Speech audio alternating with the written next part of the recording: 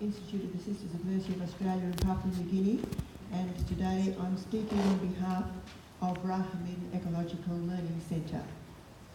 At that centre, our primary objective is to educate people with the knowledge that we now have about how the planet and its life support systems function, and to promote a way of living on the planet that is more in harmony and more respectful of the functions and processes that are now available to us to work with. In beginning this presentation, and thank you for the opportunity, I'd like to acknowledge the Wiradjuri people, their elders, past, present and emerging, and particularly thank them for the way in which they lived on this continent, such that its life support systems were sustained for more than 60,000 years. I mention that not to say that that's where we should be heading now in terms of actual living situations, but the principle behind it. The Aboriginal people studied and understood how this landscape worked, and they created their societies and their industries, if you like, accordingly.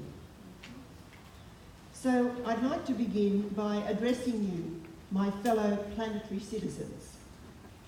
We live at a wonderful moment in history.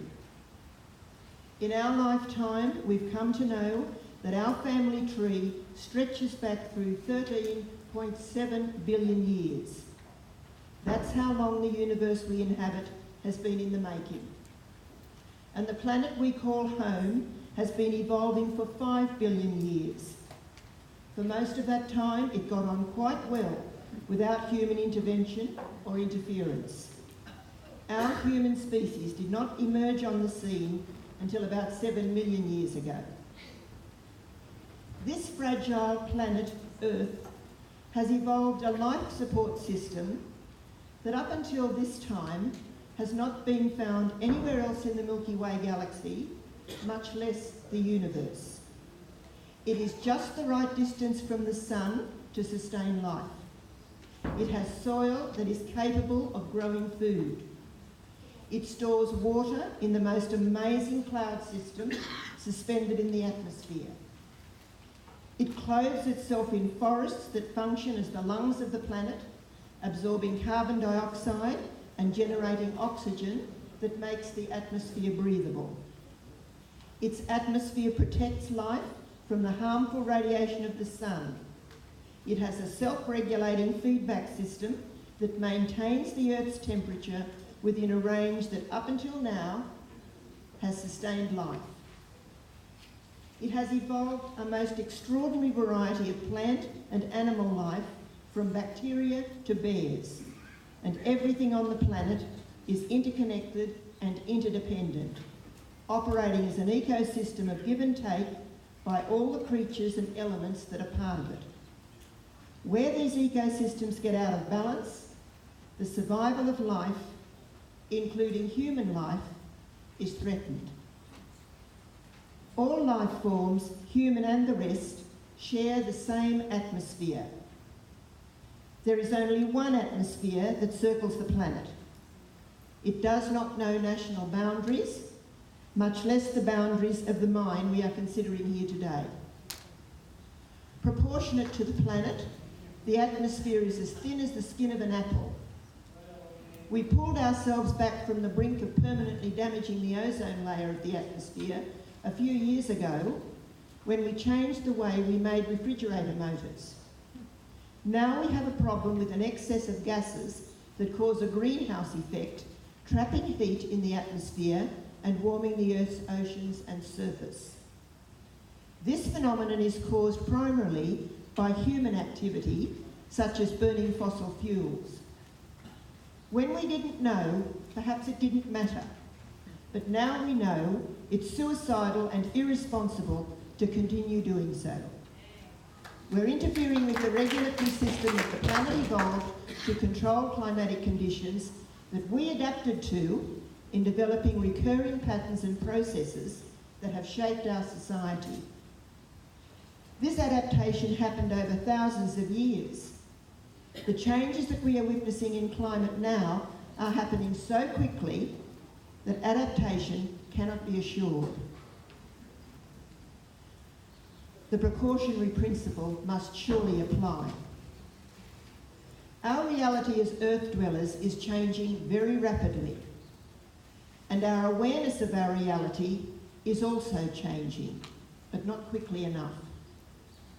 We continue to live as if we are somehow disconnected from the rest of the planet's life forms and life support systems, when in fact we depend on them absolutely. We continue to live as if the planet's resources are infinite, when in fact fossil fuels do have a use-by date, and the societies we have built on these resources face the twofold threat of an energy crisis and a climate crisis. For the past 200 years, we believed that we had developed systems and processes that would lift all Earth's human inhabitants out of poverty. But the reality is, our systems and processes are destroying the life support systems of the planet for all of us. There's a sense in which this consultation and all the work that the people who are endeavouring to go ahead with this mine, this is all a waste of precious time. If the Koreans came to us and wanted to invest in renewable energy, then a conversation's worthwhile. But we know this kind of industry is over, and so many people around the planet, so many other nations are already winding back the industry of burning fossil fuels, or the industries that depend on energy coming from fossil fuels. We've developed a global economic order that demands consumption of more of the Earth's limited resources than we actually need, and creates inordinate amounts of waste products that poison our waters, denude our soils and forests, and interfere with our atmospheric conditions. We claim to be the most intelligent species ever to have evolved, with our capacity for reflective consciousness. Up until the last century, probably, evolution proceeded by natural selection. But there is no question that evolution going forward is now going to depend on human decisions. So it weighs very heavily on us to get those decisions right. I speak today not just about this issue as affecting the local Bylong community, although I can see how serious it is for them. This is an issue that affects the people of the planet. And every time we make a decision that is contrary to the well-being of the planet, we're winding things back for ourselves. We do have the intelligence to imagine a different reality and to respond to the reality that's overtaken us and to take action now. In fact, as I keep saying, many people are already doing this. But it's as if we're sleepwalking, living in denial, lying to ourselves about our predicament. Australia is not meeting its emission targets if Korea or China or India are burning our coal. It's the same atmosphere, the same climate patterns that are being affected. The people of Australia and Korea have the capacity to develop sources of energy other than coal, especially if coal mines threaten food production soils like the Bylong Valley, Nashdale near Orange, the Liverpool Plains near Gunnedah, and the Hunter Valley. I feel desperate when I drive up the Hunter Valley. It's like driving through the surface of the moon. And then, of course, there are, as people have been mentioning over and over, our water tables and the threat of climate change. We're clever people, but we need our industrialists and governments who control our nation's resources to support the initiatives that would move our economies to more sustainable and safe industries. Of course people need jobs. Of course we need energy sources. But the longer we keep putting the shift off, the greater the danger that we'll descend into chaos. If not in our lifetime, then in the lifetime of our children and grandchildren. If the people of the Bylong Valley and the little communities around about are fearful of the distress that not going ahead with this mine will cause them. I can't even imagine the distress that lies ahead for the next couple of generations if we continue, not